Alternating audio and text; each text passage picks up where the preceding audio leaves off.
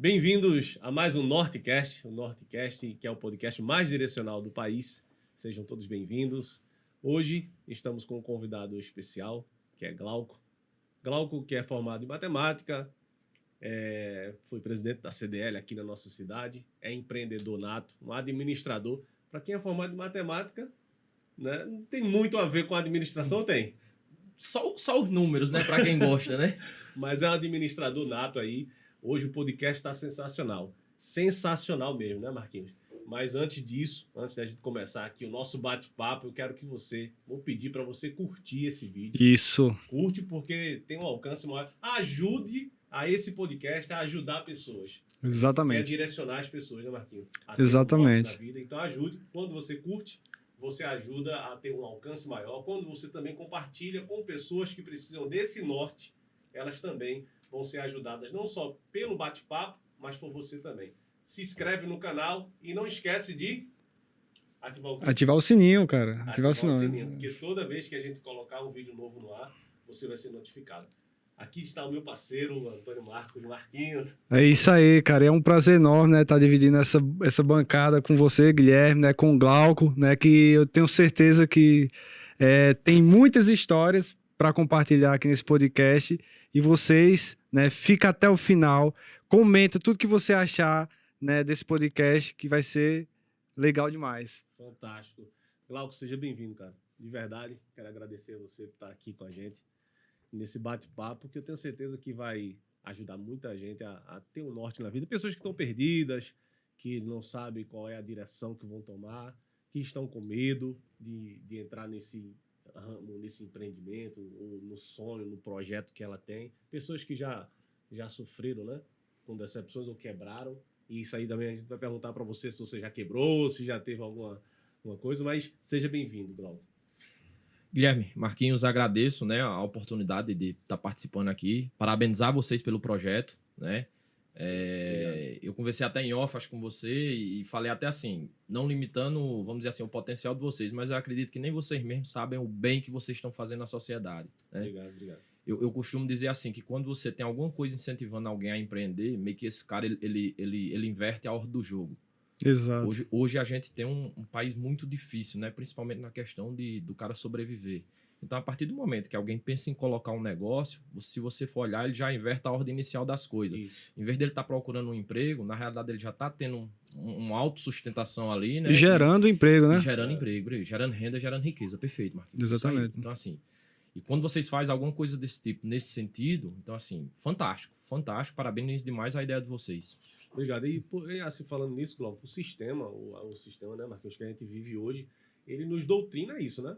Doutrina você estudar, arrumar um emprego, ou um bom emprego, e no final da vida você se aposentar pelo INSS. Pelo INSS, né? Passagem, que não dá para nada. A aposentadoria. A escola, como um todo, assim, ela não ensina os alunos a pensarem.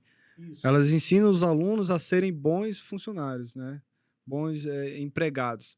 Né? E para você ser um gerador de renda, ser um gerador de riqueza, você tem que pensar. Você tem que sair do padrão da máquina. Né? Aí você rema contra a maré. Você vai contra a manada, né? Você sai dessa. Você foi um cara desse, você é um cara desse, um empreendedor hoje de sucesso aqui na nossa cidade, na região, né? Tá abrangendo a região. E quando você faz isso, esse é o nosso intuito, independente do que aconteça, mas o nosso objetivo aqui no podcast é ajudar essa pessoa a destravar ela, a ela abrir os olhos que ela pode mais do que simplesmente ter um emprego.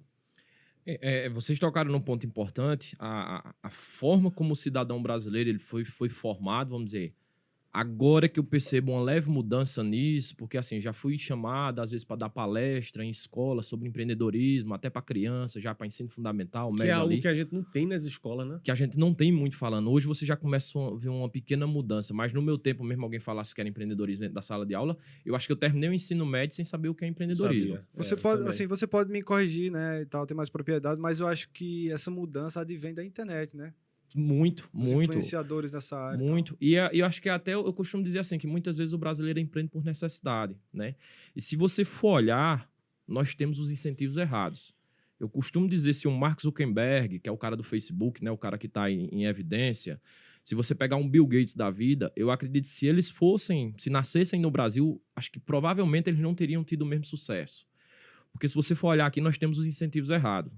Você pega um brasileiro hoje, pega esse cara aqui para ele montar um pequeno negócio, vê a dificuldade que é, meu irmão. Né?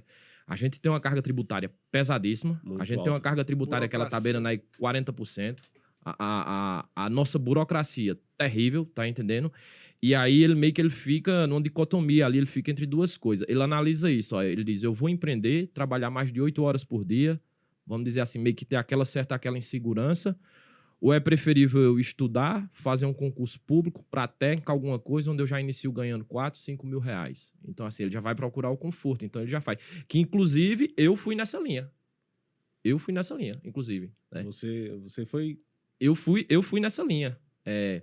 Meu pai e minha mãe são comerciantes, né? Toda vida... Filho de empreendedores. Filho de empreendedor. Fui criado, vamos dizer assim, dentro de comércio, trabalhando com meu pai. E justamente pelo ver a rotina que eles tinham, eu dizia para mim mesmo, eu não quero isso para mim, né? Cara, isso é um ponto que eu ia até perguntar, Glauco, porque facilita ou dificulta, né? Porque para muitos, como você já falou, ser filho de comerciante, no caso, fez com que você pensasse ao contrário. Eu não vou ser um empreendedor. Por quê? Qual é o X da questão aí? Aí era o modelo de gestão deles, tá entendendo? Porque assim, meu pai é um cara que ele tem só um ensino fundamental completo, né? Assim, ele não teve muito estudo. Então, as ferramentas de gestão que ele teve foi durante as dificuldades ali que ele foi fazendo. Minha mãe tem até um ensino médio completo, mas também não tinha muita ferramenta de gestão, né? Meu pai, ele já teve outros empreendimentos, mas eu vou contar da história da padaria. Ele inicia uma padaria em sociedade com o tio dele. Quando ele termina de fazer umas coisas para você ter direito, ele não tinha a faca para cortar o pão. Caramba. Né, meu irmão? Então, assim, era cortado na mão, como a gente fala, né? Os 2 primeiros sacos de farinha que eles compraram fiado para mexer, para desmanchar em pão, como a gente fala, mexer, né? Desmancha em pão. Perdeu todos os 2. Esse é um empreendedor raiz, né? Esse Aí do outro lado você pega a história da minha mãe. Minha mãe, ela morava no Silvestre, que é aqui próximo, aqui, né? Paraíba já. E ela sempre teve um sonho de costurar. E ela não tinha lá quem ensinasse a ela a costurar. Então, como foi que ela começa costurando? Ela começa costurando com saco de açúcar, meu irmão. Saco de açúcar. Pegando saco de açúcar, desmanchando, tentando fazer roupa. E até então, que meu avô descobre que tem uma costureira dando um curso aqui e minha mãe tinha que andar negócio de 10, 15 quilômetros para ir até essa costureira para começar o curso. Quando ela começa o curso, no meio do curso, a costureira falece, meu irmão. O curso dela fica pela metade. Então, assim, distância dela se deslocar, ela tinha 1001 coisas para botar ali, para desistir e se entregar. Um monte de dificuldades. Tinha o que ela quisesse. Mas em nenhum momento, nem tanto com meu pai com as dificuldades, como ela desistiram. Então, assim, eu não condeno eles. Pelos contrários, se você me perguntar quem é seu fã, assim, quer dizer, quem é seu ídolo, assim, eu aponto meu pai e minha mãe, porque, assim, eu vi a história como aconteceu, eu vi tudo o que aconteceu. Não desistiram de jeito nenhum. Só que qual era o erro que eu percebi? Era o modelo de gestão deles. E assim, só te interrompendo, desculpa te interromper, né? Eu vejo que eles obedeceram um princípio que todo empreendedor prega hoje em dia na internet, que é comece com o que você tem. Isso. Não espere o momento certo para começar, comece agora, né? Tem muito hoje, que é o MVP, né? Que é uma sigla em inglês que ela diz o mínimo produto viável. Isso. Ou seja, eles já faziam alguma coisa, mas eles faziam na prática, tentando, lutando ali, né? E eles começaram isso. Só que eles construíram um modelo de gestão onde eles eram enfiados dentro do negócio direto, meu irmão. Assim, não tinha sábado, não tinha domingo, era direto. E eu olhava aquilo ali e eu dizia assim, eu não quero isso pra mim, eu não vou viver isso, porque isso aqui é de domingo a domingo. Eu não condeno eles por isso, né? Mas assim, era o que eu via, mas era o momento, assim, que as ferramentas de gestões que eles tinham, eles entendiam daquela forma e foram construídos daquele jeito. Porque, como eu disse, eles começam a empreender por uma necessidade. E não porque fizeram o curso ou porque tinham ferramentas para isso. Eles empreendem por uma necessidade. Daí, então, a partir do momento que eu vejo isso, eu digo, não, vou estudar e vou procurar outra coisa. Aí comecei a estudar, fiz um ensino médio, fundamental ensino médio aqui, fiz a faculdade de matemática. Quando eu terminei a faculdade de matemática, percebi que ser professor também não era minha área, vi que era muito espinhoso. Paguei meus estágios só para concluir o curso. Aí daí, então, eu digo, para onde eu vou agora? Aí, concurso. Né? Aí foquei em concurso e comecei a estudar para concurso. Passei uns 2 anos estudando para concurso. Eu passei, eu acredito, em 6 concursos. Aí foi quando eu fiz a opção para sargento do Exército. Passei na ESA, né? Aí foi quando eu fui embora para o Exército. Eu acho que foi dos concursos que eu passei, eu acho que foi uma das escolhas mais acertadas da minha vida. Eu passei 5 anos dentro do Exército. Acho que o que eu consegui amadurecer lá em 5 anos, eu acho que eu passaria 10 anos, 15 anos aqui fora para amadurecer nesse mesmo intervalo que eu amadureci lá. Hoje acho que o Exército, ele nos ensina a ter muita disciplina. É algo que o empreendedor ele precisa ter. Porque muita gente acha que, às vezes, você empreender vai ter uma vida... eu vou ter uma vida, sei lá, de luxo. Mas, na realidade, principalmente no início, não é assim. Você tem que arregaçar a manga e suar a camisa para trabalhar mesmo, né? Isso, tem um, como a gente diz, tem um preço bastante alto no início de qualquer negócio para você começar, né? E aí o Exército... Isso, ele ensina muito. A questão do Exército, ela é baseada em 2 coisas. Os 2 pilares para quem todo mundo que entra no Exército é a hierarquia e disciplina.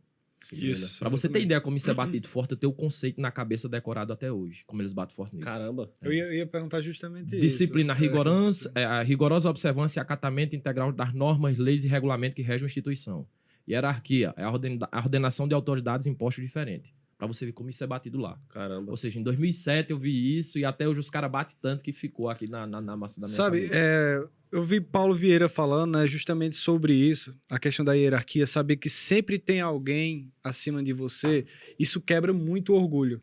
Eu creio que isso ajuda muito o empreendedor, porque o empreendedor com orgulho, ele impede ele de fazer network, impede ele de saber que ele tem coisas que ele não sabe. Isso. E buscar conhecimento, né, para crescer, né? Perfeito.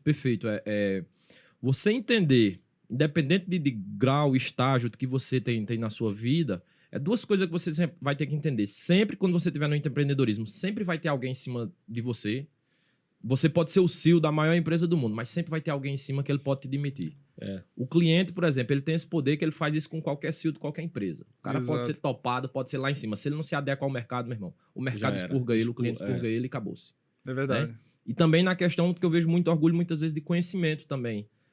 Às vezes um cara formado, vários cursos, ele senta aqui na mesa para começar, às vezes tem um empreendedor que ele nunca, talvez, fez um curso, vamos dizer assim, na vida. Mas tu senta ali na prática, meu irmão, com um cara, tem caras aqui afogados. Né? Eu, como presidente da CDL, meu irmão, eu sentei assim com um cara, você aprende muito. Né? Tem muito cara assim que você vai dizer, ele não teve um estudo, porque muitas vezes a pessoa diz assim, o cara nunca estudou. Na realidade, eu acho que foi mais quem estudou, porque ele estuda para manter o negócio dele vivo. Ele estuda sobre o produto dele, ele estuda como lidar com pessoas. Pode ser que ele não tenha uma formação vamos dizer assim, formal, né? Regularizada pelo MEC, alguma coisa assim. Mas quem mais estuda é o empreendedor. E existe uma diferença entre conhecimento e sabedoria, né? Sim. Né?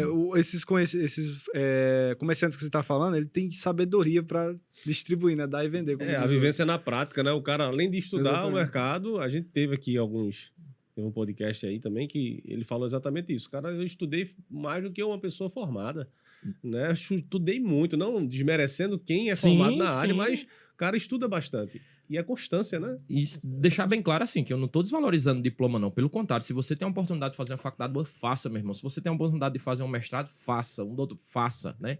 Isso. Agora, assim, o que a gente não pode cair é dizer assim, porque o cara ele não estudou, vamos dizer assim, ele não tem uma formação, aquele cara não estudou. É como eu digo, ele estudou muito, e muitas vezes estudou até mais quem tem formação, né?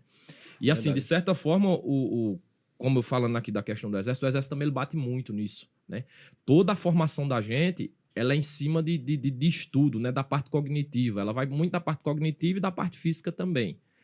Então, assim, e tudo dentro do Exército é por mérito, né? Por exemplo, a formação, isso é bom, cara. A formação ela é dividida em 2 estágios. Você se formava ali durante 18 meses, você tinha o primeiro estágio ali, que era os 6 meses, que era a formação básica, que você vai aprender a ser militar, e você passa durante 6 meses você fazendo prova, sendo avaliado fisicamente e cognitivamente, questão de respondendo provas, tudo mais. E ali você concorria com 1.111 militares, 1.111 alunos espalhados pelo país todo, que eram 11 organizações militares, e você fazia seu curso de formação inicialmente no estado que você fez a prova. Como eu fiz em Pernambuco, eu fiz aqui em Recife, né? No 4º Batalhão de Polícia do Exército. E você vai fazendo prova, né? E essa mesma prova que é aplicada para você é aplicada para esses outros 1.111 alunos, né? E isso, quando chega no final do curso, você é colocado numa fila por nota, né? E para que vai servir essa nota? Que é justamente onde você vai escolher o que a gente chamava de arma, né? No Exército existem as armas base, que é infantaria, cavalaria, artilharia, a comunicação. E existem as armas auxiliares, que é mais a parte de logística, né? É interessante que quando a gente entra no exército, a gente entra querendo ser o Rambo. Né? A gente quer ser Rambo quando entra no exército. Só que quando você vai entrando dentro do exército, que você vai percebendo, você descobre que ser o Rambo dói. Dói e dói muito. Entendeu? Quer fazer o guerra na selva, faca na caveira. É tudo isso aí. Só que você percebe, meu irmão, quando vai começando a ter lá as atividades, acampamento militar, que quando você passa uma semana sem dormir, sem comer, com uma mochila mais ou menos de 15, 20 quilos nas costas, né? Assim, você vai ser levado ao limite extremo do psicológico ali, fadiga, tudo. Então aí você começa a perceber que dói, né? Aí foi justamente quando chega no final do curso que tem as palestras vocacionais, que vai dizer cada arma que faz. Até então eu ia pra infantaria. Ia ser brabo, ia ser Rambo. Mas na palestra vocacional, já no último mês de curso, quando fizeram a palestra da topografia, que eu vi que existia topografia, que era uma coisa que mexia com números, com software, aí foi onde eu me encantei. Aí mudei. Até interessante a forma como eu mudei. Eu lembro que uns 45 minutos. E olha o 45 minutos, e bota 45 minutos, e veja a história. Como é que era feito o cerimonial de você escolher a arma? É um auditório repleto de militares, né? Bem uns 300 militares lá dentro. Você escolhe a sua... Preenche, da primeira até a 12ª opção. Coloca lá a primeira. Minha primeira arma que eu quero ir é essa, porque é por nota. Se a sua primeira não deu na nota, vai a segunda, vai a terceira, como se fosse vestibular. Uhum. Né? Aí vem a segunda opção e assim vai. Só que, graças a Deus, eu tinha estudado bastante. E eu sabia que a primeira arma que eu botasse, eu sabia que eu ia. Né? Você tinha isso na mente. Eu tinha na mente já isso. Eu sabia que minha nota era boa, entendeu? Eu tinha 9,6 ali de média, 9,6 alguma coisa. Né? Então, assim, eu sabia que quando eu colocasse aquilo ali, era a primeira que ia. E teve o cerimonial lá, e eu botei lá, primeira arma ainda, botei infantaria, e botei o resto atrás, né? Tem um amigo meu chamado Gomes, ele tava na mesma situação comigo. Só que você ia lá pra frente no cerimonial e bradava a arma, dizia, infantaria. Aí eu fui lá e bradei. Aí Gomes, depois de mim, foi e faz a mesma coisa. Só que eu olho pra Gomes, eu percebo que Gomes, ele não faz com convicção. Aí eu vou e converso com Gomes à noite no alojamento. Eu digo, Gomes, tem uma parada errada aí. Tu não fez aquilo ali vibrando não, que eu te conheço. Aí ele disse, meu nome de guerra era Pompilho. Aí ele disse, Pompilho, mesma coisa tu. Tu não fez vibrando não. Aí eu digo, fiz não, meu irmão. Eu digo, e aí, o que é que tá passando? Ele era carioca, né? Aí ele disse, e aí, o que é que tá pegando? Eu disse, meu irmão, eu fiquei encantado pela topografia. Aí ele disse, mas já fui, né, irmão? Eu digo, é verdade. Aí dormi com aquilo na cabeça. Já tinha escolhido, né? Aí dormi. Aí no outro dia acordo, vai ter as instruções, aí eu me liguei no negócio. Aí eu disse, uma coisa é eu escrever no papel. Outra coisa é eles pegarem aquele papel e enviar para a Escola Central, que era a ESA, em Minas Gerais, para formalizar aquilo ali, né? Eu sabia que tinha um intervalo daquilo ali. E aquilo ficou na minha cabeça. Aí a gente vai para a primeira instrução do dia, que era de artes marciais. Aí vou para a instrução, aí tinha um intervalo de 5 minutos, ali era mais ou menos tempo de 50 minutos, um intervalo de 5 minutos. Quando dá um intervalo de 5 minutos, eu corro. Aí vou para a porta do comandante de companhia, que era um capitão Ordônio, o nome dele. Aí eu fico na porta dele. Tem um cara nessa história que ele é uma figura assim importantíssima, que é o Cabo J. Silva. Memória boa, né, bicho? Ele nem imagina. Esse cabo, ele vai passando na hora e ele me vê parado na porta do comandante de companhia, só que ele percebe meu medo de entrar. Aquela história do medo, que o medo, às vezes, a gente paralisa a gente e às vezes você transforma alguma coisa num bicho. Por que eu tinha medo? Porque eu sabia que quando eu entrasse, que eu falasse pra ele, eu ia tomar na cabeça... popularmente, até com respeito da palavra, que a gente no exército chama bronca mijada, né? Eu sabia que eu ia tomar uma grande, né? E fiquei lá travado. E o Cabo J. Silva passa e ele olha pra mim e fez, e aí, Pompilho, o que é que tá pegando? Aí falei a situação pra ele, expliquei. Ele olhou assim pra mim na hora e fez, meu irmão, tu já tomaste quantas mijadas aqui dentro do exército? Porque aluno dentro do exército, meu irmão, se ele não tá sendo reclamado, ele tá errado. Tá entendendo? Ele tá errado. Aí eu disse, rapaz, eu já tomei uma centena. Ele fez, vai ser só mais uma que tu vai tomar na tua vida. Aí ele fez, não deixa isso te paralisar não, velho. Não deixa isso mudar a tua carreira aqui dentro, não. Caramba, isso é forte. Meu irmão, J. Silva, quando ele falou isso pra mim, aí já bati lá, me apresentei pro capitão. Aí já tomei uma na cabeça. Aí disse, aluno, o que é que tu tá fazendo aqui que tu não tá na instrução? Aí eu queria falar com o senhor. Ele fez, eu espero que seja uma coisa muito importante pra você vir falar com o comandante de companhia sem ter avisado ao sargento, sem ter avisado ao tenente. Aí eu bem baixinho, eu disse... Capitão, é que eu quero mudar de arma. Meu irmão, esse cara fez, é o que, aluno? Aí eu quero mudar de arma. Meu irmão, esse cara ele se levanta, ele dá um tapa na mesa, velho. Não é normal não, assim, ele quase divide a mesa. Ele fez, é o que, aluno? Aí eu quero mudar de arma, capitão. Ele fez, tu tá com 6 meses aqui dentro, aluno. No último mês de curso, tu vem me dizer que quer mudar de arma, tu não sabe o que é que tu quer da tua vida, não sei o que. Ele fez, some, desaparece da minha frente, aluno. Aí eu, pá, sai correndo. Aí eu raciocinei, né? Como o cabo falou, mais uma que eu tomei na minha vida, tá tudo certo. Aí vou no armário rapidamente, pego umas coisas lá pra voltar pra instrução. Quando eu venho saindo do armário, do alojamento, vai entrando um sargento Inaldo, um cara muito parceiro, que ele era sargento lá da administração. Aí ele, Pompilho, ele dá um grito, eu digo, pronto, sargento, eu digo, eles vão me recolher agora e mandar prender. Aí ele fez, tu quer quantos segundos? Ele com um formulário, meu irmão, em branco, de preenchimento de arma na mão, ele fez, tu quer quantos segundos pra tu preencher isso aqui? Caramba. Aí eu disse, eu preciso só de 5. Aí ele disse, então vai. Ele me entregou, meu irmão, eu sei que no primeiro eu botei topografia, o que eu botei em segundo, terceiro, porque eu sabia que a nota era que ia. Aí tá, botei lá e entreguei, e saí. Aí voltei pra instrução. Aí eu procurei Gomes, que era o cara que tava lá, né, na instrução. Aí entrei atrás de Gomes, lá na instrução. Aí fazendo os catar lá, aí eu disse, Gomes, aí sem o tenente veio, eu entrei atrás dele, né. Aí comecei a fazer os catar lá junto com ele, eu digo, Gomes, mudei de arma. Meu irmão, como eu disse isso aí, ele travou, ele parou. O catar fazendo, ele chamou a atenção. Imagina 100 militares fazendo um negócio e ele parado lá. Aí o tenente olhou assim pra ele e fez, algum problema aí, Gomes? Ele fez, não, problema nenhum. Aí quando deu intervalo, ele veio e falou comigo, eu digo, o bizu é esse, vai lá, ele vai te dar uma mijada do tamanho do mundo, capitão, mas vai valer a pena. Vai lá que é super de boa, mas tranquilo, eu cheguei lá. Eu sei, meu irmão, que ele foi lá e eu não conversei com ele. Eu sei que dá 5h30, que é a hora que dá o toque de ordem, que é que os militares são autorizados. A gente, como tava em formação, não, a gente dorme no quartel, a gente era internado, não podia sair. Aí dá o toque de ordem, no que dá o toque de ordem você pode tirar fardamento pra ir tomar banho. E já tava o curso todo indo tomar banho. 150 militares no alojamento indo tomar banho. Meu irmão, eu sei que entra o oficial dentro do alojamento e diz, o capitão quer todo mundo em forma. Aí eu lembro que um dos alunos falou, mas a gente tá sem farda. Ele disse que entrasse do jeito que tivesse. De pelado, de cueca, do jeito que tivesse. Aí todo mundo veste a roupa ali, bota alguma coisa ali e vai todo mundo. Aí eu já me liguei. Eu digo, eu vou tomar outra. Isso vai ter a ver comigo. Aí vai lá, todo mundo coloca em forma, né? E quando todo mundo tava em forma lá, e vem lá o capitão e lá aparece, aí ele começa a dar o sermão dele, né? Ele disse, olha, muito me admira aqui, 2 alunos. Aí eu digo, eu e o Gomes. Eu tava lá, né? Aí ele disse, já sabe, aí ele disse, é o 385. Aí quando ele fala o nome, você já tem que tomar a posição, ficar de pé e posição de sentido. Ele fez, é o 385 e disse o número do Gomes lá. Aí eu de um lado, pá, já colei. Aí Gomes do outro, pá. Ele que muito admiro, 2 alunos que não me deram um pingo de trabalho. Agora, chega no final do curso e não sabe ainda o que quer da vida. Meu irmão, eu e Gomes lá na posição de sentido e foi uns 30 minutos, só de pancada. E a gente só lá. Essa mijada foi maior. E agora sim, ele botou em forma pra dizer, pra dar a cacetada na gente e pra dizer que ninguém mais ia fazer aquilo. Porque ele percebeu que saiu a conversa e ele percebeu que foi um segundo lá. Então, como ele liberou pro primeiro, ele ia liberar pro segundo. E se aparecesse no terceiro, ele ia ter que liberar. Mas, enfim, tô vivo e, assim, foi uma das escolhas mais felizes que eu fiz, que, assim, eu fui muito feliz dentro da topografia, dentro da engenharia, depois fui pro Rio de Janeiro, fiz meu curso lá e depois fui escalhado para trabalhar nos batalhões de engenharia. Mas isso aí é interessante, essa história, porque o medo não impediu você de tomar ali na cabeça e mudar a rota, né? Poderia ter impedido, né? Mas, Isso. né? Eu queria. vou ser sincero, talvez se fosse o cabo, se não fosse o cabo J. Silva, né? Eu não sei se eu teria tido a coragem. Porque eu tava lá e eu pensei umas 10, 20 vezes antes de entrar. Não, Tava com tempo já que eu tava bloqueado ali, paralisado naquela coisa. Não, e você falando assim, aluno, né? Em momento de instrução, ele não pode ficar de bobeira.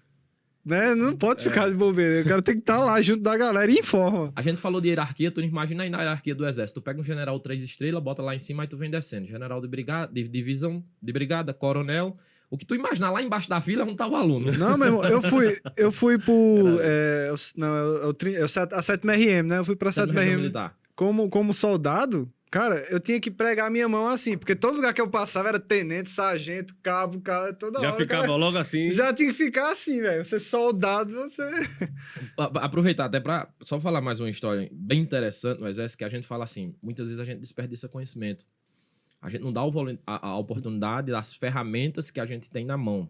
E a gente pensa que, por exemplo, uma oportunidade fantástica dessa que aqui a gente está aqui com toda essa tecnologia, né? O Al Filmes proporcionando tudo isso aqui da gente. E, assim, a gente não tem ideia do que é isso. A gente pensa que isso aqui... É verdade.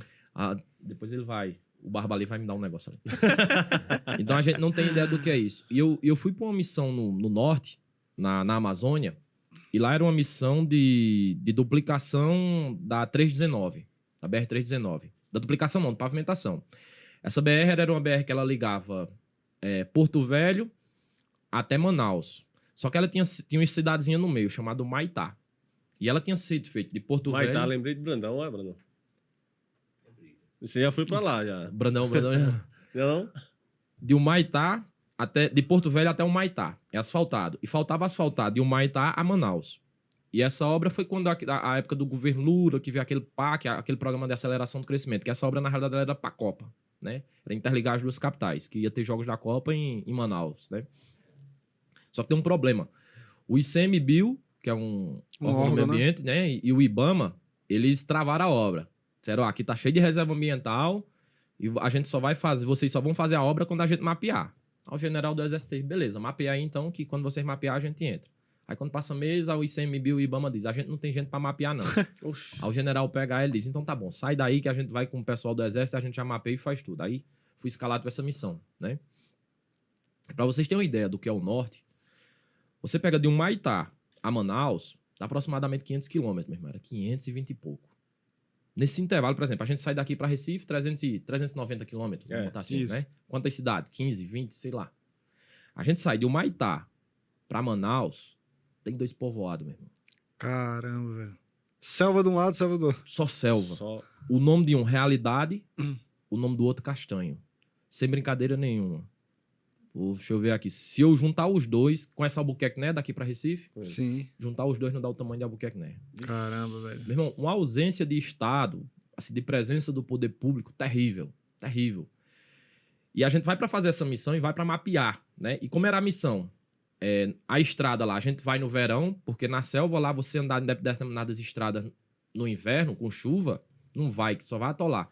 Então a gente tinha que ir no verão. Para você ter uma ideia, para fazer 520 km de viatura, L200, traçada 4x4, dava mais de um dia. Ponto de madeira, caindo. Então, assim, todo tipo de desafio. E a gente tinha que ter um controle muito grande do material que a gente levava do equipamento. Aí é onde eu falo a parte de conhecimento que você se surpreende das pessoas que ainda têm, assim, e a gente muitas vezes não valoriza. Então, o que é que a gente fazia? Quando a gente saía na viatura, chegava ali até onde era a reserva e você entrava para fazer ponto dentro da selva de 25, 30 quilômetros. E assim, a viatura para na beira e você vai caminhando por dentro do mato. Tá abrindo picada, aí se você passa 5, 6, 7... Tem aquela história que a gente viu no livro de geografia Planície Amazônica. Aquilo é a maior mentira do mundo. Meu irmão, aquilo ali é acidentado de um jeito... Me enganaram. Aquilo ali é acidentado de um jeito que você não tem ideia, meu irmão, daquilo ali como é acidentado. Tem um negócio lá que ele chama Socavão, que é um morro. Você sobe um que sobe se arrastando com peso, aí você chega lá em cima e você diz, esse é o último. Mas quando tu olha pra frente... Tem um maior ainda. Tem outro mais uns 10 na frente ali maior. E a gente tinha um cuidado muito grande, porque assim, imagina você sair, esquecer um equipamento e chegar lá no meio da selva, na hora de você fazer o rastreio GPS e demarcar a reserva, você perder. Então era um prejuízo terrível. Você perdeu tempo, você perdeu os militares recebendo diária, você perdeu o óleo diesel, insumo, uma série de coisas ali perdidas. Então a gente tinha um controle muito grande no equipamento. E como é que era feito? Toda vez que ia sair, que ia embarcar na viatura... Checklist ferrado. Normalmente, se a gente fica, ele vai cantando, né? Tal, chamando as peças. Aí vocês são, mais exemplo, GPS, né? Receptor de GPS. Aí chegava, cabo USB. Aí quando eu falei cabo USB, o menino que tava comigo ficou calado. Tá, Jesus aí amado. Beleza. Aí eu falei, vai lá na seção de embarque e pede lá e eu disse assim pra mim, e traz pra mim o cabo USB. E enquanto isso, eu continuei no checklist ali. Vai terminando, né? O cara saiu. Terminei em lona, né? Viatura e eu esperando lá. Meu irmão, dá 5, dá 10, dá 20, dá 30, dá 40, dá 1 hora e nada. Caramba. Aí eu, na minha maldade, né? Que a gente, infelizmente, nós a gente aprende a ter maldade. Aí eu digo, o cara tá querendo dar a volta em mim. Ele não quer ir pra missão, ele tá querendo dar a volta em mim.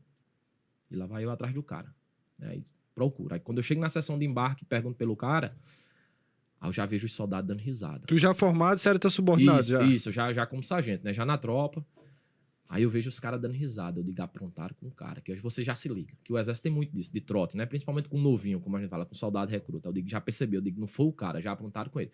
E eu saía, fulano de tal passou aqui, os caras diziam, passou, mas não tá aqui não, ele foi pra tal canto. E onde eu passava, eu percebi os caras dando risada. Quando eu penso que não chego lá no pavilhão do comando, tá o cara lá, meu irmão. Tá ele perto do outro soldado. O outro soldado ria, que botava a mão na barriga do Linha. Aí eu dou o grito pelo cara. Eu digo, meu irmão, como é? Vamos não, cadê o cabo? Aí ele olha pra mim na maior inocência do mundo, velho, e diz, sargento, esse cabo, ou ele deu baixo ou ele tá de férias. Eu não achei no cartão, não. Meu irmão, parece mentira, velho. Meu irmão, parece mentira, velho. Aí eu percebi que ele não tinha um conhecimento. Aí eu fui olhar a história do cara, fui conversar com ele. O cara era lá de uma comunidade pequenininha, tá entendendo? Que ele nunca tinha visto um cabo USB na vida, não sabia o que era um cabo. Aí fui chamar o cara a conversar. Ele não falou com ironia, né? Ele falou... Não, ele falou na real, meu irmão. E isso. Aí é isso que eu falo, a questão do conhecimento. Muitas vezes a gente tem muita coisa na mão, meu irmão, mas tem locais, infelizmente, no Brasil que a gente ainda tem essa ausência de conhecimento, de material, de tudo que você imaginar ali para conhecimento, né? E eu tava falando justamente isso contigo, né? Quando a gente vinha ali em off falando sobre isso. Que às vezes a pessoa ela deixa de vencer na vida justamente porque negligencia isso, o conhecimento, né? Ela errou em algum lugar e não procura saber aonde errou, né? E por falta desse conhecimento, de não saber, ela não vai para frente, ela não avança, desiste no meio do caminho. No primeiro obstáculo, vamos dizer assim. Para. Às vezes é uma simples ferramenta ali que ele, né? É algo simples. Tem um exemplo, esse exemplo aí que você falou, mas tem um exemplo que eu já ouvi de gente que percorreu no deserto 3, 4, 5 quilômetros a mais, porque na placa tinha H2O a 100 metros e água a 5 quilômetros. E não vai a 5 quilômetros, é verdade. Ou seja, a falta de conhecimento é muito fundamental. O conhecimento é muito fundamental na vida do empreendedor, né, Glauco? Mas isso, perfeito, tá entendendo? Assim, se eu pudesse, se eu tivesse o poder de gente que reclama de dificuldade, de alguma coisa, e eu pudesse levar o cara pra ali, meu irmão, eu levava. E, cara, é tão simples isso, desculpa, Glauco, é tão simples, só um cabo USB, né, pra gente que conhece. Coisa mais... Hoje, você perguntar pra uma criança de 5, 6 anos de idade, vai saber. Ela sabe. E agora, ela percorreu, demorou que só. Pegando esse gancho aí, Glauco, eu também vejo, né, não sei se você notou isso também, eu vejo muito na sociedade hoje uma obesidade de conhecimento. Né? Pessoas que ficam, isso aí tem que ter cuidado, que ficam só estudando e não colocam em prática, entendeu? Elas sabem muitos bordões, né? Sabem muitas frases feitas, perfeito, né? Mas não aplica aquele conhecimento que ela tem, né? Em contrapartida disso que você falou, que é a falta. É a pessoa comer muito e não praticar exercício físico, né? Até aproveitando, você falou em bordões, tem uma frase de Pondé, de Luiz Pondé, que ela é maravilhosa. Ele fala, toda virtude é prática, jamais teórica. Forte. Né? Forte. Então, assim, meu irmão, você pode ter a teoria do mundo que for, se você não botar a prática, se você não exercer, né? E a sabedoria, ela vem justamente disso, né? É o conhecimento na prática. Perfeito. Justamente. Conhecimento na prática. E, Glauco, passou aí o exército, mas o que foi que fez você entrar no empreendedorismo? Pronto, aí... Como você fala, passa toda essa fase, eu vi umas férias aqui em Afogados, que eu via muito em missão, a gente via muito destacado, então eu vinha pouco e eu não conseguia conciliar as coisas aqui em Afogados. E numa dessas férias que eu vi, que eu conversava com minha mãe, eu percebia, vamos dizer assim, ela com muito problema. Tanto problema da parte administrativa da empresa dela, como também problema particular de saúde. E assim, o meu medo foi o seguinte, eu comecei a parar a pensar, talvez a outra vez que eu vier aqui, eu não me encontro mais com ela. Né? E aí, assim, quando eu vim de férias, aí eu comecei a refletir muito a respeito disso. Né? Eu digo, eu vou ser um cara extremamente, vamos dizer, feliz na parte profissional, estou muito satisfeito com o que eu estou aqui dentro do Exército, financeiramente maravilhoso, mas aí começou a pesar esse lado da família. Foi aí quando eu comecei a amadurecer essa história. Aí conversei muito com meu pai, conversei muito com a minha mãe, falei que, assim, estava com a ideia de voltar e tal. E aí, com eles, assim, quem mais ficou feliz foi ele, né? Muita gente dentro do Exército me chamou de maluco, disse, você é doido, você vai voltar, não sabe o que é que tem lá. E eu acho que de fora também, né? Aqui as pessoas que são por fora muito. Muita gente tá aqui, rapaz, tu é maluco, tu deixou não sei o quê, vem peça incerteza aqui, aquela história do empreendedorismo, né? Eu digo, mas fiz. Aí eu vim pra cá, e não vou mentir. Eu vim com o conhecimento que eu tinha dentro do Exército. Eu sei que tem muita coisa lá que a gente se aproveita no empreendedorismo, mas assim, noção de gestão mesmo, de um negócio, 100% sincero, não tinha. Eu vim com a cara e com a coragem, né? E aí, o que foi que junta tudo essa questão de história, de aprendizado e empreendedorismo? Quando eu chego aqui, tem um cara chamado Cordeiro, do Motopeças que tem aqui em Afogados. E esse cara, ele fazia um trabalho bacana. Ele trazia cursos de gestão para aqui para o município, né? Através de iniciativa própria, que existia um problema, vamos dizer assim, aqui em Afogados.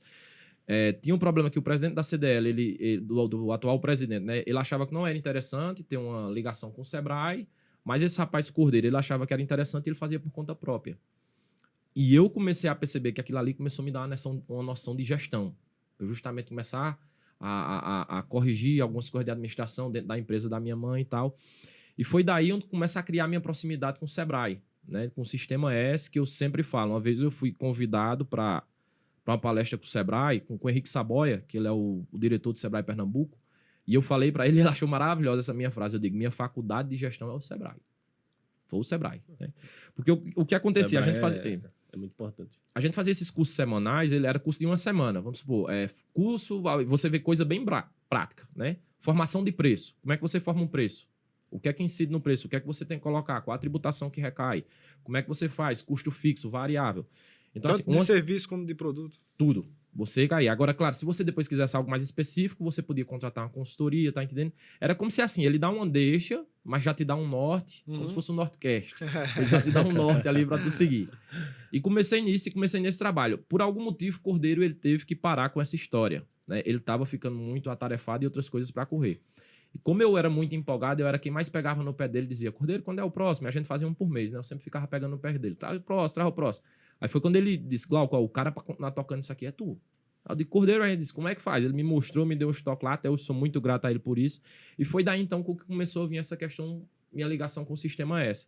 E eu comecei. Aí, por exemplo, conversava com o Guilherme, aí dizia, Guilherme, o que é que tá precisando? Aí Guilherme dizia, pô, preciso de um curso aqui de gestão financeira. Aí conversava com o Marquinhos, aí Marquinhos dizia, eu ia botando uma lista ali, né? Aí Marquinhos dizia, eu preciso de um curso aqui de gestão pessoal. Legal. Aí ia botando. Quando eu vinha que tinha algum curso ali que já tinha próximo ali uns 10, né? Que o Sebrae exigia no mínimo 15 para fazer o curso. Então aí eu já pegava ali, já falava com o Sebrae, dizia, ó, traz esse curso aqui. Aí o que é que eu ia fazer? Arrumava um tempo ali no meu, ia bater perna no comércio. Eu tinha 10, eu tinha que ter 15, então meio que eu fazia meu funil de vendas. Eu dizia, eu vou falar com 30 para eu conseguir que 25 me digam sim, para que quando fechar, pelo menos aí 20 pague, para que no dia esteja pelo menos 15 presente lá. Legal. E aí eu conseguia fechar as turmas e as turmas iam vindo. Né? Aí foi aí justamente que começou o meu conhecimento de gestão. Foi em cima disso aí que fui fazendo. Ô Glauco, mas dentro disso assim, cara, eu vejo que tu é um cara de muita prática. Tu é você tem muita iniciativa. Tu herdou, exatamente, tu herdou essa voz de comando aí, essa de tomar a frente das coisas. Do exército, ou tu já tinha essa veia mesmo de antes? Eu sempre tive isso um pouco dentro de casa, pela questão da cultura do meu pai e da minha mãe, né? Desse fato já dele ser empreendedor e sempre ver ele tomando a iniciativa, não tá esperando por ninguém para resolver as coisas dele. Eu tinha também um lado muito forte de esportes. Eu gostava muito de esporte, e de certa forma de esporte você também aprende muita coisa bacana a respeito de liderança. Verdade. E quando eu fui pro exército, meio que o exército era assim, uma pedra bruta, né? E o exército pegou e deu uma lapidada. Já era, assim, bem legal, né? E deu, assim, devido a isso, eu acredito que justamente que veio essa questão de ser um cara inquieto. Eu sou um cara muito inquieto, né? Quando eu vejo uma coisa errada assim, eu sou muito, vamos dizer assim, no bom sentido, revoltado com alguma coisa que eu vejo alguma coisa tá errada ali e eu vejo que eu posso participar daquilo ali para consertar. Seja no meu privado, no meu público, toda a vida eu tive esse perfil, né? Então, eu acredito que o exército contribuiu muito para mim isso aí também. Legal, falando de conserto, né? Você precisa ajeitar os seus dentes, né? Salvador Odontologia ali dá aquele trato. Ali por trás das câmeras tem Celso Brandão ali com o sorriso mais branco dessa cidade. Uhul! Que acho que deu uma passada ali em Salvador Odontologia também. É top. E também temos o Ponto do Açaí. Aí você, depois que fez aquele ajeitado nos dentes, né? Passa lá no Ponto do Açaí para tomar aquele açaí geladinho, né, Glauco? Perfeito. Esses são os nossos parceiros do Nortecast, né? Glauco, você entrou aí no empreendedorismo através... Você teve um porquê, né? O porquê foi os seus pais, você viu o sofrimento deles, via que eles já estavam meio que perdidos, principalmente a sua mãe. Sua mãe hoje é de um grande nome na cidade, né? Como empreendedora. Mas aí você teve um porquê. E às vezes a gente não tem um porquê. Tem pessoas que ela quer empreender, mas não tem uma causa, ela não tem um porquê forte. E é necessário isso, você ter esse porquê, porque isso vai te dar força. Não é verdade? O que é que você diz disso para a pessoa que está aí? Ela está perdida e um ponto de partida para mim foi isso mesmo. Um porquê. Quando eu comecei a empreender também, eu tinha um porquê. Eu queria ter o sustento da minha família. Era o primeiro degrau. Era trazer o sustento da minha família. Daí eu fui buscando, como você fez, fui buscando conhecimento do Sebrae, me ajudou bastante nisso. Muito mesmo, fiz muitos cursos. Mas eu tinha um porquê. Eu tinha um porquê. E você expressou aí que tinha um porquê. Isso foi muito importante para você? Com certeza, com certeza. É como você fala, como eu falei no início até, né? Muitas vezes o brasileiro ele empreende por necessidade. Necessidade. Né? Ele vai numa dificuldade ali que ele está apressando, muitas vezes ele perdeu o emprego, aconteceu alguma coisa na vida dele, ele não tem uma saída ali, e ele começa a, sei lá, a cozinhar alguma coisa dentro de casa, fazer um bolo de caco, começa Ele vai se uma descobrindo, né? ele vai se descobrindo ali, ele vai se reinventando, que não, assim, não digo que esse seria o modelo correto, né? Mas é como você fala, tem um porquê. E por incrível que pareça, os caras mais sucesso que eu acompanho, o porquê não é dinheiro. É um propósito. O cara tem um propósito, meu irmão. Um propósito. Tá, o cara tem um, sei lá, de transformar a sociedade. Por exemplo, meu propósito, sabe o que é que eu me apaixono no empreendedorismo? É transformar socialmente o local onde eu tô. Isso, cara. Eu fico pronto, domingo mesmo, eu não comentei Chega a isso com arrupiar ninguém. aqui. É, forte. Domingo mesmo, eu não comentei isso com ninguém nem em casa, mas, por exemplo, domingo mesmo agora foi a confraternização das empresas que a gente queria fazer, mas não deu por causa da pandemia, né? Do último ano agora que passou, e a gente fez. Hoje são 4 empresas que eu, de certa forma, participo da gestão. E, assim, uma coisa que me deixa muito feliz foi na confraternização, quando a gente soma ali, tudo tinha mais de 60 pessoas lá, isso colocando família. Caramba. Então, assim, e aquilo ali me deixa muito contente, saber que, de alguma forma, nem que seja um pouquinho, mas eu contribuo um pouco socialmente para que aquelas pessoas estejam no seu dia a dia ali, tocando a vida, né? De alguma forma, assim, fazendo algum tipo de modificação. Então, assim, para mim, o propósito de empreender é isso. Agora, é claro, é como se fosse assim, meu propósito é transformar a vida das pessoas, empregando as pessoas, e o que você tem que deixar bem claro é que você tem que fazer isso de uma forma sustentável. E você está fazendo isso exatamente agora, cara. Né? Todo o seu conhecimento, todo o seu know-how, né? Todas as pessoas que estão nos assistindo aqui, vai ver aqui. Você não tem ideia, né? Como você bem falou no começo. Mas quantas pessoas vai dar um pontapé inicial, ou vai retomar um sonho, ou vai prosperar aquele que ele já está lá, através das suas palavras aqui. Quando você falou aí, eu lembrei, Marquinhos, como nasceu esse podcast aqui. Uma reunião que eu fiz com o Marquinhos. Isso eu já tinha no coração, isso Deus já tinha colocado no meu coração com relação a isso. E aí eu reuni na casa de Fábio, não sei se ele lembra. Lembra, Fábio? Eu reuni, sentei, disse, rapaz, eu tenho um desejo ardente no coração, eu, Fábio e Marquinhos, de ajudar pessoas a ter um norte na vida. Não era nem o Nortecast, o nome, depois a gente pensou, mas eu tenho essa vontade, eu tenho esse desejo, e eu sei que tem muita gente, inclusive, antes de ter esse desejo, ou depois, perdão, antes de ter essa conversa, já tinham pessoas que me perguntavam. Tem uma tia mesmo que ela é empreendedora lá na cidade de Carpina, e ela me perguntava como é que eu faço isso, como é que eu faço aquilo, porque eu não consigo, eu trabalho demais, mas não vejo o dinheiro sobrando, não vejo as coisas fluindo. E eu vi que ela estava perdida. E coisa simples, uns cálculos de matemática, ela não sabia como precificar o produto. Ela não sabia quanto ela estava ganhando, qual era a margem de lucro do produto dela. E aquilo, cara, doeu meu coração, disse, rapaz, não, a gente precisa colocar isso em prática, ensinar, mostrar para as pessoas que é possível. Além de outras pessoas também que desistiram, pessoas próximas que desistiram e que chegaram até, cara, estão passando necessidade. E eu ajudar, eu disse, não, mas eu posso ajudar de outra forma. De outra forma. Ensinar a pescar, né? Ensinar a pescar, a gente pode ajudar. E ajuda muito mais do que dinheiro, né? Sim. Muito mais. Essa nossa história, esse bate-papo aqui, aí nasceu esse desejo, esse porquê. Eu disse, não, é isso que você falou, que o porquê é mais o propósito, né? Não é o dinheiro, é mais o propósito, a causa que é maior. Isso, perfeito. Consequentemente, isso tem que ter, é lógico que a gente tem que ter uma sustentabilidade. É a consequência, né? Consequência. Vocês não têm noção, quando você falar e dar o depoimento dessa pessoa aí que você falou, vocês não têm noção. Isso quando eu fui para a CDL, eu passei 3 anos aqui, vocês não têm ideia da quantidade de potenciais negócios, assim, coisas com potenciais incríveis, que assim, quando você chega, às vezes está faltando um pequeno detalhe só, às vezes um pouco de gestão administrativa, às vezes um pouco de gestão ali até um pouco técnica, mas é muito negócio bom, cara, e às vezes só por perfil, mudar um perfil do cara ali um pouquinho, ou então dar um ajuste na gestão do cara e o cara decolar e ir embora. Mas tem muita coisa boa aqui no município. Tem muitas pessoas com um potencial exemplo forte. bem forte aqui na cidade é Valtinho, né? Perfeito. Galeria Valtinho, São José. isso. Pronto, eu tenho a história do Valtinho. O Valtinho ele assume a Galeria São José, quando ele vai para dentro da gestão mesmo, uma dificuldade incrível. Até um nome que eu sugiro para cá, tá entendendo? E o cara, graças a Deus... Aí eu pergunto, vê a importância do cara desse na sociedade. Verdade. Quantos Valtinho hoje Quantas emprega? famílias? Quantas famílias estão ali dentro, É né? verdade. E, infelizmente, no Brasil, a gente criou uma cultura, até da forma como a gente formata, que o empresário ele é o malvadão. Que é o Malvadão. É o né? Né? Que o cara é o malvadão. O cara é empresário, né? E Tá o se cara aproveitando das pessoas, né? justamente. Tem um modelo de economia, né? Vamos dizer assim, até entrando um pouco mais no modelo socialista, tem uma coisa que a gente chama, que eles acreditam que é o jogo de soma zero. O que é o jogo de soma zero? É você imaginar que a riqueza ela é uma pizza, né?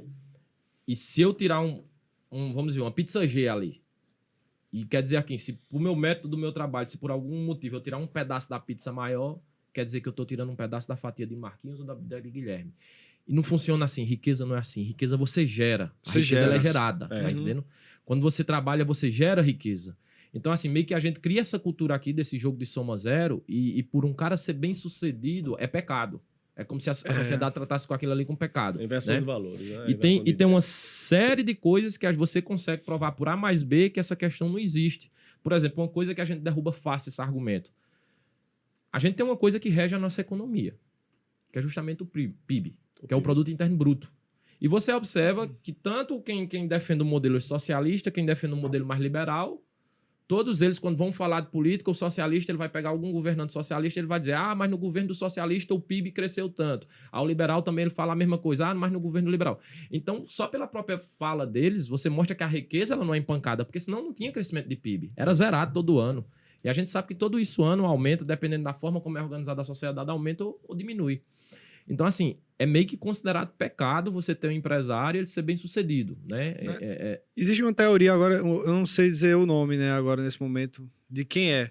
Mas ele diz assim, se você pegar toda a riqueza do mundo e distribuir por igual para todos, em 2 anos, quem detinha a maior parte da riqueza vai voltar a ter. Sim. E quem tinha a menor também vai voltar a ser menor. Perfeito, Né? perfeito. Porque é até interessante, uma vez perguntaram a Silvio Santos e perguntaram para Silvio Santos, se você quebrasse, o que é que você faria? E ele responde assim na lata.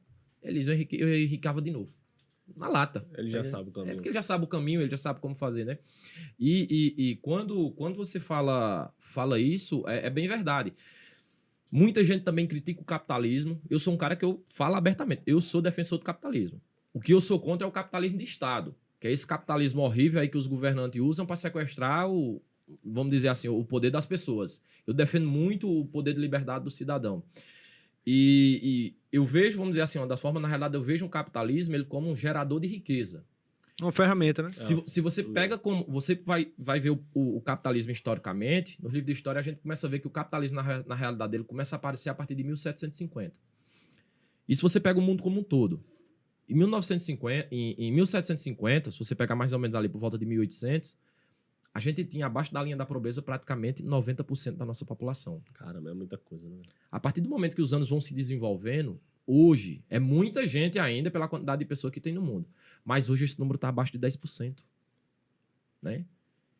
Pega, vamos dizer assim, não é tô torcendo aqui para ninguém ser pobre não, mas se você pegar uma pessoa pobre hoje e você pegar uma pessoa pobre de antigamente, conversa com teu pai. Conversa com teu pai e vê como era a história dele e vê hoje uma criança... Tá entendendo? Com mais ou menos o mesmo padrão de renda. Minha avó, ela trabalhava para comer. Não tinha, o salário era a comida, entendeu? E tem muitas coisas, vamos dizer assim, da questão do capitalismo que eu defendo. Por exemplo, você pega, sei lá, um Steve Jobs, por ele ter feito um iPhone, né? Ter conseguido fazer isso aqui e levado isso pro mundo todo. Muita gente diz que o mais beneficiado foi ele. Eu defendo que não. Não. Qual é a regra do capitalismo? É você criar produtos e conseguir expandir isso em massa. Aí eu vou fazer algumas perguntas aqui. Aí vocês começam a raciocinar. Quando um cara que criou, por exemplo, o WhatsApp, quem foi mais beneficiado? Esse cara do WhatsApp ou um pobre hoje que tem uma acesso ao WhatsApp? Você lembra antigamente, do tempo que o professor Celso daquilo vai lembrar bem? Antigamente, como é que era feita uma ligação aqui em Afogados? Eu me lembro menino. A gente ficava no posto da Telpa ali, vinha ligação, menino, corre, vai chamar teu pai. O cara ia fazer uma ligação lá, pagava horrores. Hoje, meu irmão, você tem uma ferramenta democrática que está espalhado, praticamente todo mundo tem acesso. Aí eu te pergunto, quem tem mais facilidade para se comunicar? Né? Se você tirar o WhatsApp da história, quem ia ter mais? Um rico, que o cara ele consegue ter qualquer tipo de comunicação, qualquer tipo de celular, ou você pega um pobre, né? Que agora com a invenção do WhatsApp, ele tá. Então, assim, se você for olhar, quem ganhou mais com essa invenção foi o pobre. Com certeza, a Tá inclusão, entendendo? né? A inclusão dele foi absurda, né? E isso você pegar, vá olhando as invenções e você vai ver várias coisas na sociedade que é dessa forma. Agora, só que o que é que a sociedade muitas vezes prefere? Prefere apedrejar esse cara porque ele, vamos dizer assim, ele tá bem sucedido financeiramente, de quem olhar a transformação que aquele cara criou na sociedade. Verdade. Exato. Né? Então, assim, a gente tem infelizmente, essa cultura que trava muito as pessoas e os empreendedores. Eu costumo... E isso é mundial, cara. Isso. Isso é A gente aqui no Brasil tem isso mais forte, né? Mas assim, no mundo como um todo tem muito disso, né? O que eu acredito que no modelo da gente, o que a gente tem que defender é que a gente parta de uma base e que todos tenham a mesma oportunidade. A gente tem um sistema de educação que ele contemple todo mundo por igual. E daí, Guilherme, ele vai decidir se ele quer ser empreendedor, se ele quer ser um arquiteto, se ele quer ser... Não o Estado está forçando na marra que as pessoas sejam iguais. Que é o que a gente vê isso, e você vem com a cultura de dizer que o Estado ele vai tirar um imposto teu para te dar de volta e que vai beneficiar a sociedade, e dizendo que dá muita coisa gratuita. Um cálculo rápido. Bolsa Família, que é um programa até que eu acho interessante. O problema é que ele tem algumas distorções, né? Mas tu pega o Bolsa Família, quanto é que ele distribui aí, qual é a renda do programa? 40 bi. 40 bi. 40 bi. Bolsa Família, para que classe ele é? D e E. Quanto é que o Estado tira imposto dessa classe? 120 bi. Caramba, velho. Aí tu vai me dizer que o Estado devolve esses 80 bi para eles? Tu vai dizer que pobre tem educação, tem saúde e qualidade nesse país? A gente tem uma falácia terrível do mundo dizendo que o SUS é de graça. O SUS não é de graça de jeito nenhum. Ele sai caro e muito caro pro pobre. Não tô dizendo que sou contra o SUS, não. Mas para o que se paga imposto, e principalmente a classe menos favorecida, é terrível, é terrível. O Estado hoje da gente... E quando eu falo Estado, não entenda governo do Estado, entenda os entes federativos, município, Estado e União. A gente tem uma máquina de moer pobre.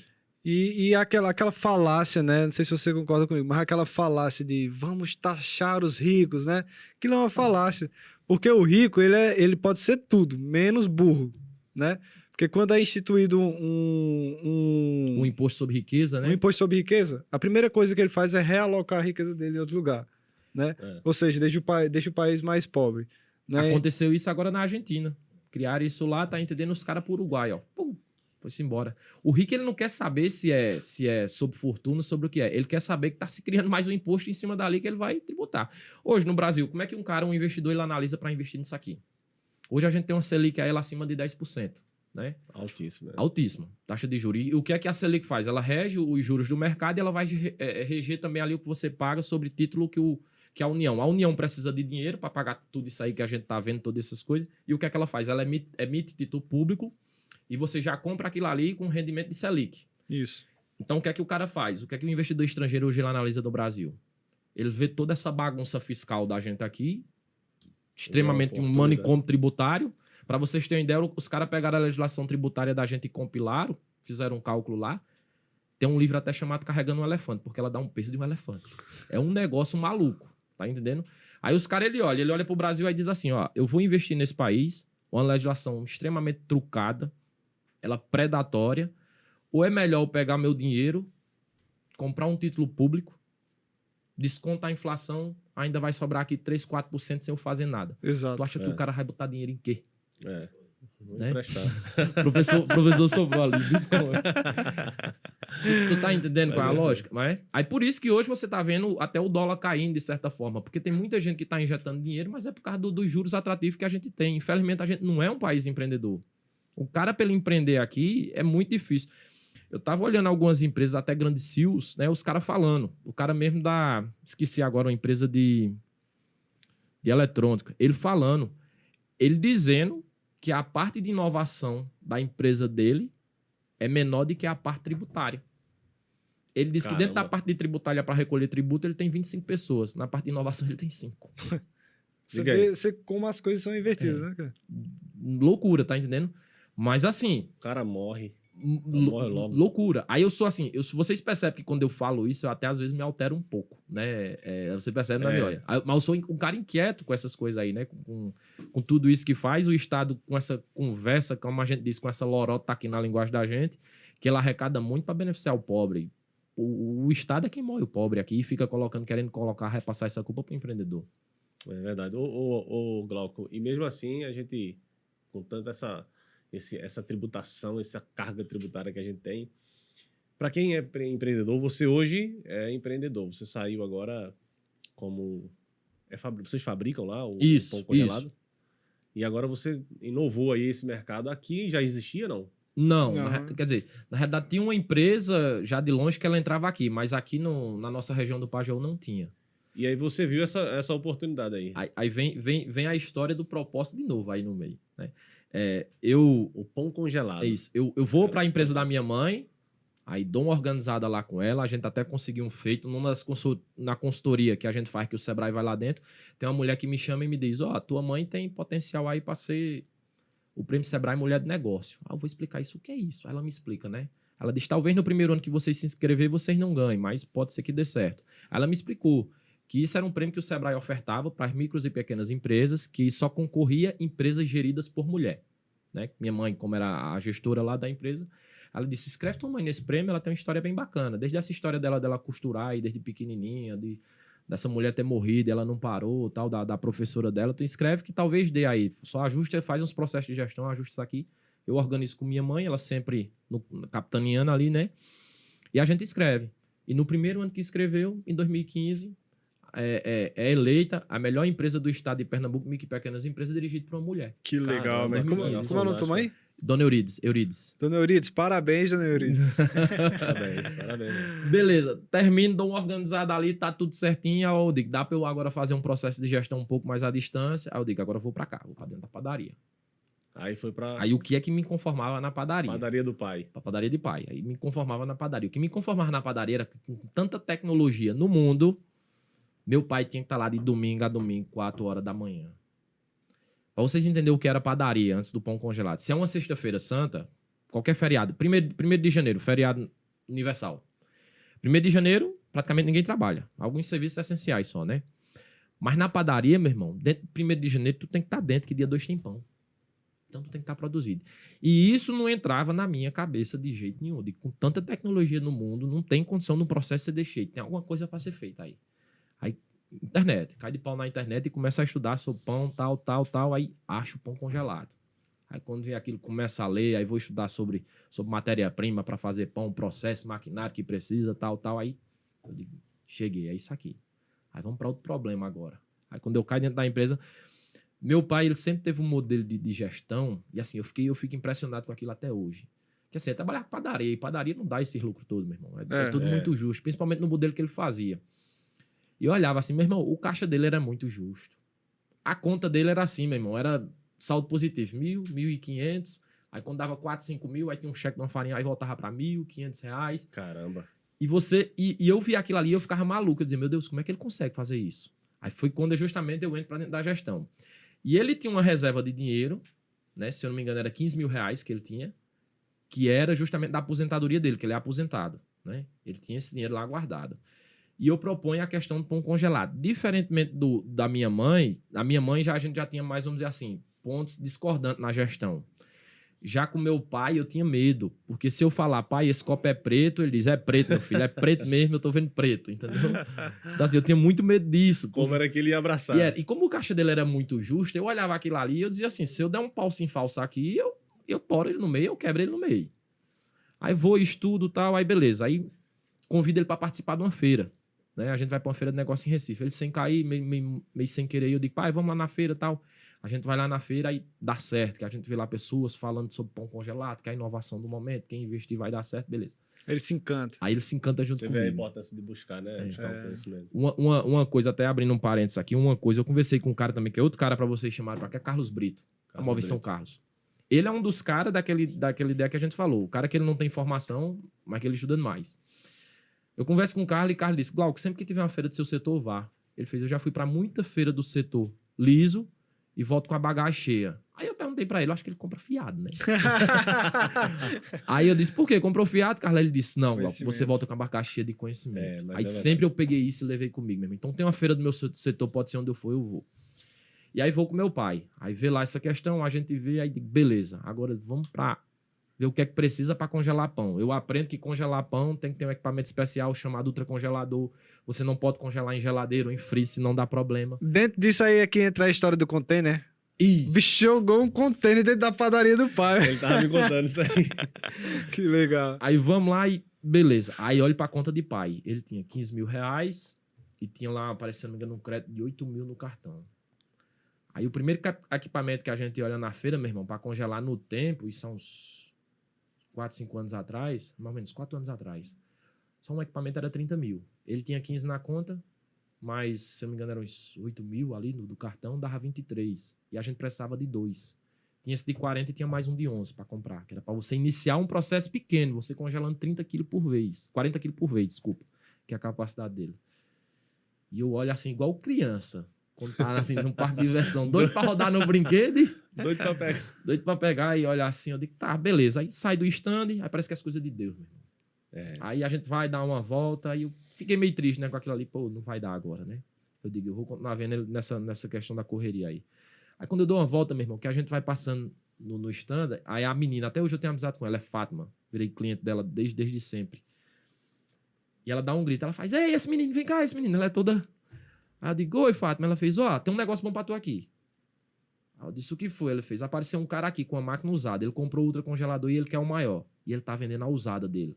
E ele disse, aquele preço que eu te dei de 30, agora ele quer vender por 15 e ele divide no cartão. Caramba, bicho. Meu irmão, eu olhei assim, papai, eu digo, é aqui. Só que assim, eu fazendo isso com medo do tamanho do mundo, que era o que ele tinha.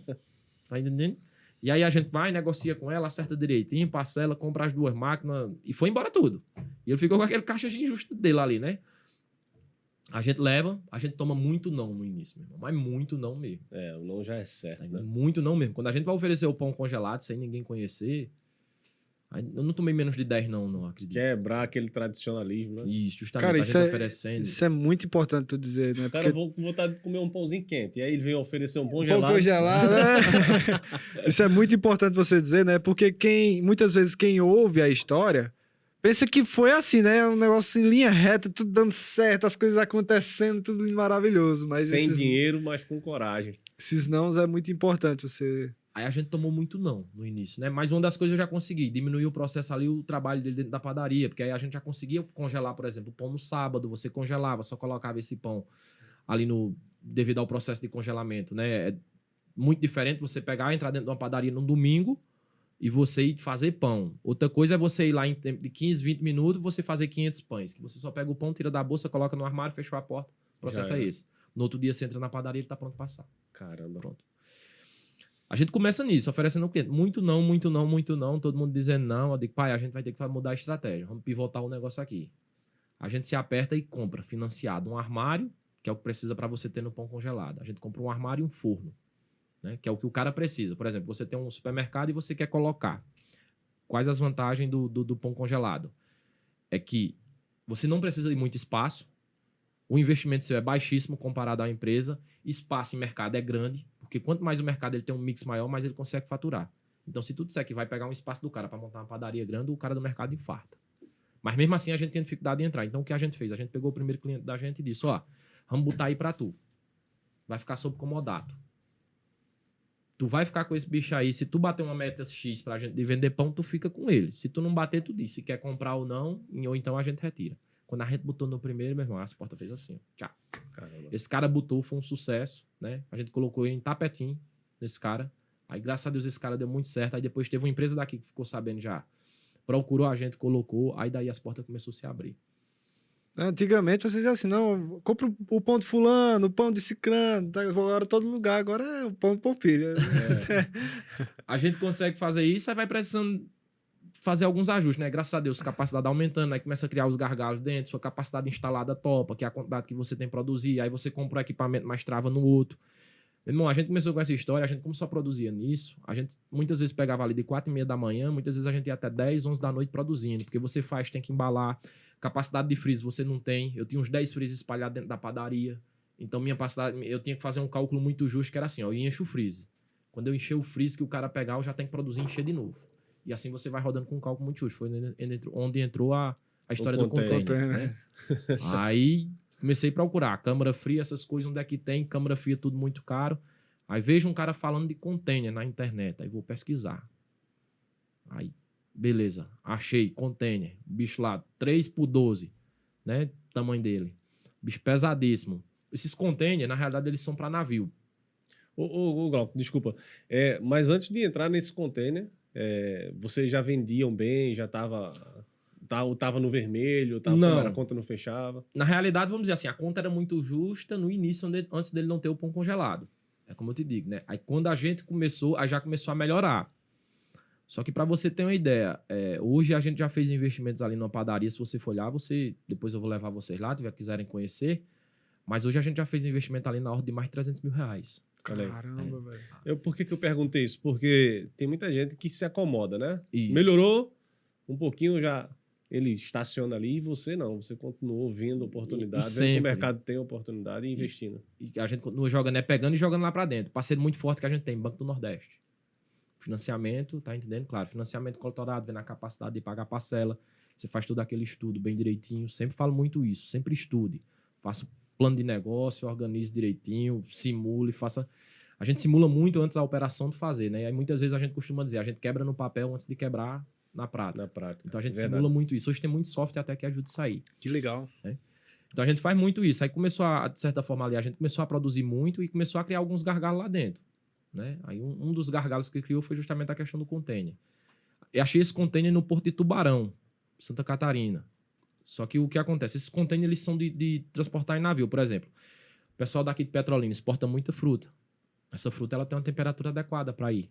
Então ela não pode chegar a botar no container e mandar para a Europa ou para a Ásia de qualquer jeito. Ele tem que ir regulando a temperatura ali. Só que esses containers eles têm uma vida útil ali para andar em cima do navio mais ou menos aproximadamente 10 anos. Depois os caras descarregam.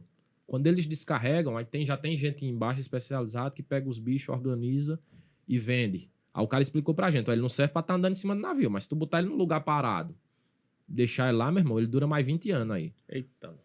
Aí beleza, aí a gente ficou sabendo, aí Porto de Tubarão. Aí trouxe um container de rodar foi em navio. Perto, não foi? Não, de trafegar em navio pra dentro de uma padaria. No sertão de Pernambuco. Não, mas aí deixa eu contar a história. Aí quando eu vou pro Porto de Tubarão, tá lá o bicho lá, e eu digo, tá, beleza, vamos negociar preço, negocio com o cara. Quando eu vou ver o frete, meu irmão, ele dá 3 vezes maior que o valor do container. Eita, cara. Aí me torou, aí eu freiei, aí fiquei triste. Mas não desisto.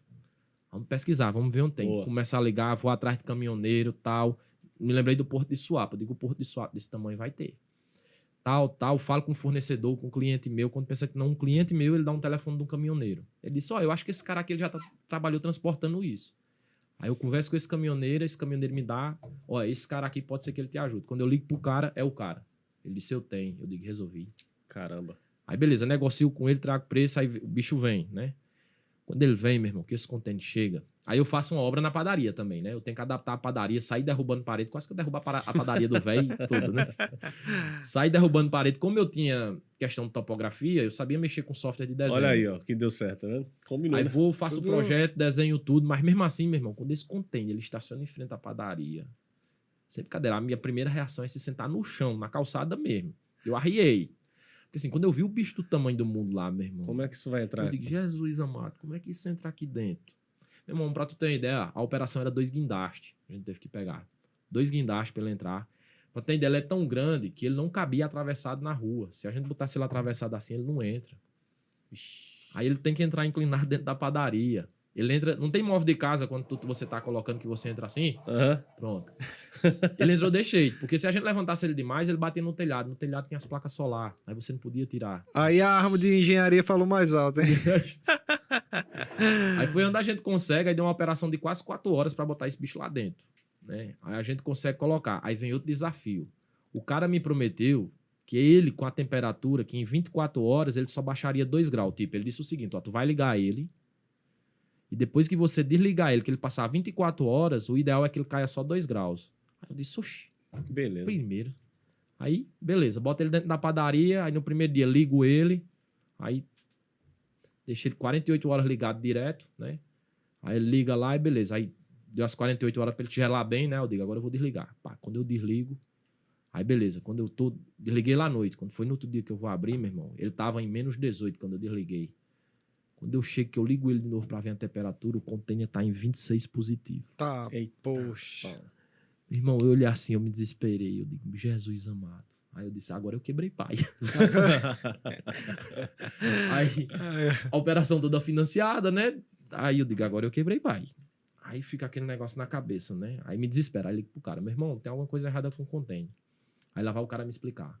Meu irmão, tu tem que entender o seguinte, que o container ele tem que ter alguma coisa gelada dentro para que ele segure o gelo. Mas mesmo assim, eu não acreditei na história do cara. Aí falo com um técnico aqui, aí o cara me diz alguma coisa. Aí dá uma explicação bem simples. Ó, um carrinho de picolé.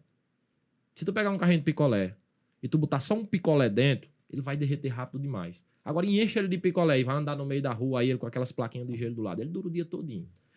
Aí eu disse, como é que a gente faz para fazer o teste nele? Eu digo, eu não vou botar pão aí dentro, eu não tenho coragem. Eu digo, eu vou botar aí depois se derreter. Ele fez, só tem um jeito. Ele disse, é água. Aí eu digo, vamos encher ele d'água. Vamos encher o bicho d'água. Aí eu saio no comércio, saio procurando os caras amigos, pronto. Aí consegui mais de 100 tambor de litro d'água, aqueles de casa, né? Uhum. Consigo umas bombonas grandes de água, pronto. Aí enche os bichos de água tudinho.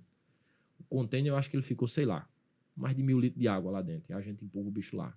Aí eu digo, agora vamos pro teste.